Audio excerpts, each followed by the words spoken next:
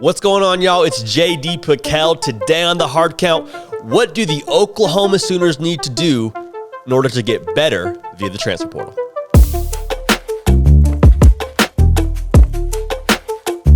Welcome into CFB with JD, the People's Channel for every single thing that you know and love about college football. All of that content happens right here on this channel, happens nearly every single day. Thanks to Armstrong Sims and Jack McKenzie for making that happen, and you drive the show. Another piece of the show, my own Twitter page. We're going to start incorporating that even more into the offseason as our topics expand and we become more flexible with what we're covering. At JD Pickell. Make sure you're following because we want to hear from you. We want you to contribute to these conversations and add to these topics. We do polls. We pose open-ended questions, all of that, and a bag of chips. Not actually because I don't have the funds to give everybody a bag of chips, but Oklahoma is making some moves in the portal as to be expected with a new coaching staff, a new system on defense and offense, really. I mean, they're doing the whole thing live. It's a whole new revamp. And so for Brent Venables, he's crushed it so far. I mean, they got two defensive backs in the matter of the last week. They had a huge official visit weekend with guys just from the transfer portal. They're crushing it right now. We're going to give you our 2 cents and tell you what I think they should do in terms of targets and just strategies overall for giving them the best chance to be successful in 2022. Because we said it in a previous video, long gone are the days where you have to start from scratch and just wait and recruit the high school level and eventually get to their junior or senior year, and maybe you have a shot to be competitive.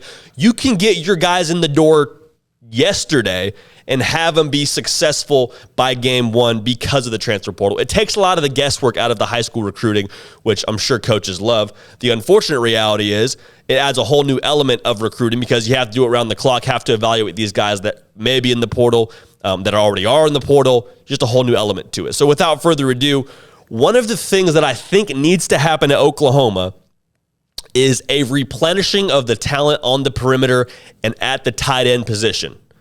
You all know the story. Lincoln Riley leaves for USC. Caleb Williams leaves for to be determined. Everybody and their mother that has any knowledge on the situation is guessing USC. There's some other players right now, but that's another video for another time. Also a video we've already done. Top destinations for Caleb Williams. Go check that out. But there was also with Caleb Williams a mass exodus of talent. Jaden Hazelwood left to Arkansas. Mario Williams left to USC. Mike Woods, he left for the NFL. Austin Stogner, he left for South Carolina even before Caleb Williams declared. So declared for the transfer portal. So there is a lot of fresh faces that will be in the lineup next year for the Sooners. A lot of those fresh faces can play a lot of ball. One of the familiar faces that'll be returning is Marvin Mims. As of right now, he has not entered the portal.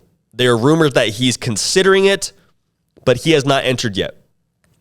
So some people that I think would be great gets for Brent Venables and his staff, Taj Harris, number one available receiver right now from Syracuse. He has 2 years of eligibility left. It's about 6'2", very rangy prospect, can go and get those jump balls for you, maybe take on some of that role that Jaden Hazelwood left open. Also a guy like Cam Johnson. He's about 6 foot, 200. He also has 2 years left. He's the number 3 available receiver right now. I think he could do a lot of damage for you as well and maybe fill that role that Mario Williams left open. So 2 guys that are proven, that have played a lot of football, and even getting one of them would be a phenomenal get for Jeff Lebby and this offense. That's something you can pitch to these receivers. Hey, you want to come here and play football and want to find a way to get in the end zone? You watch Ole Miss a season ago? You watch Matt Corral, how much he threw it around the yard? You're going to be able to do that here at Oklahoma. So their sales pitch is there. I think both those guys would be phenomenal gets. Now, how much smoke for them to Oklahoma is really on the table right now, I don't know. But it's the transfer portal. It's a crazy atmosphere right now with all of the free agency that's happening. So I'm not ruling anything out. As of today's video, as of this recording, they are not committed anywhere. I think they'd be great gets. 2 guys that are not in the portal, but would be phenomenal to get on your roster, and guys that there's some rumors they might be entering the portal soon. Jermaine Burton, receiver from University of Georgia, was a 5-star out of high school. Guy can just straight up go. He's someone that I think you'd benefit a lot from having your roster. And then someone that could be a package deal with him, Darnell Washington. He's about 6'7", 260 pounds.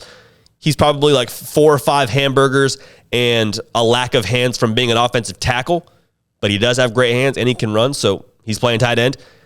The rumor is they are both sort of eyeing the portal. Darnell Washington went as far as to take University of Georgia off of his social media channels.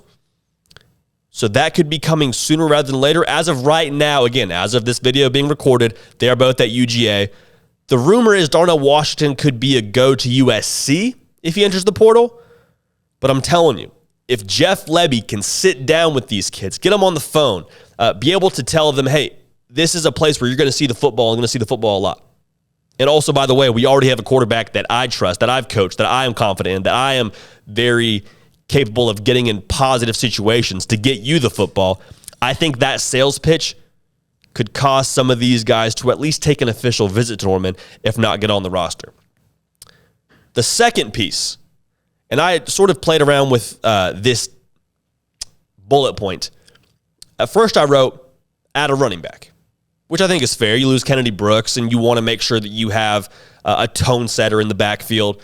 Then I backspaced really quick and saw who was in the portal. Travis Dye, who is the top uncommitted running back right now in the portal, just put on a show last year at Oregon.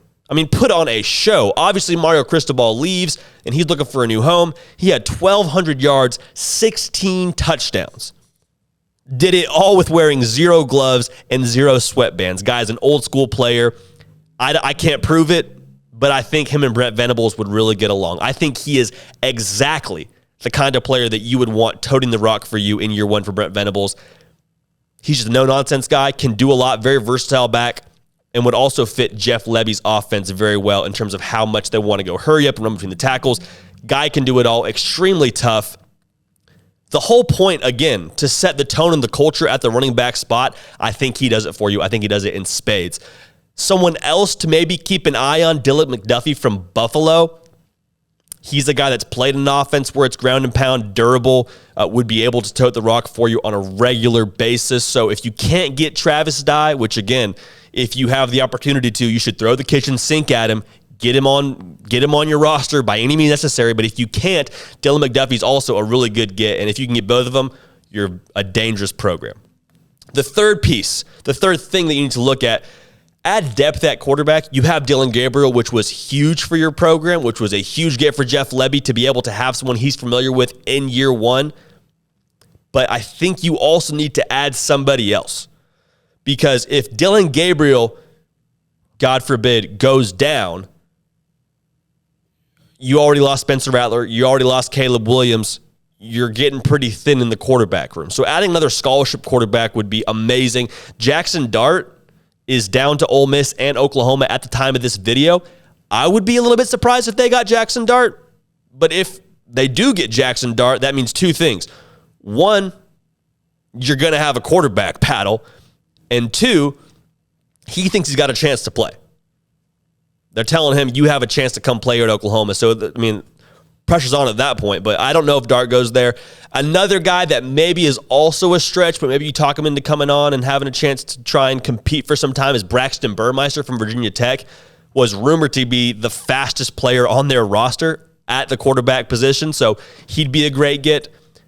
I think someone who's more realistic is Harrison Bailey from Tennessee. He's got 3 years to play. Let him sit behind Gabriel. Let him learn the offense. Let him get indoctrinated into the system and allow him to be your guy when the time comes. The whole point of getting another quarterback on your roster is for safety for Dillon Gabriel, for security at quarterback. It sounds like with the way they're recruiting Jackson Dart, they're not opposed to just bringing in the best quarterback available and trying to have them battle it out and have them push each other to be better, which ultimately is a great thing. More power to you. The thing I worry about, though, if you get Jackson Dart on your roster, is Dillon Gabriel going to transfer out? Is whoever starts game 1 after the spring, whoever's the name of the starter after the spring or into fall camp, does the other guy transfer out? I don't know. So we'll see what happens there. Again, they're already crushing it. They had a phenomenal official visit weekend this past weekend. They're going to get their guys. I have all the confidence in the world in saying that. Brent Venables, at his very core, is a culture fit for Oklahoma. He comes from a phenomenal culture from Clemson, being under Dabo Swinney. Guy knows how to win. Guy has won at the highest level as a defensive coordinator. Now, can he do it in Norman? I think the portal is a big part of that, and I'm confident in saying they will continue to crush it in the portal. That's it for us here at The Hard Count. Again, subscribe to the channel. Follow me on Twitter at JD Pickell to stay up with everything we're doing here and further contribute to this conversation. We're so glad you joined us today. We're going to keep the party rolling. We will see y'all next time.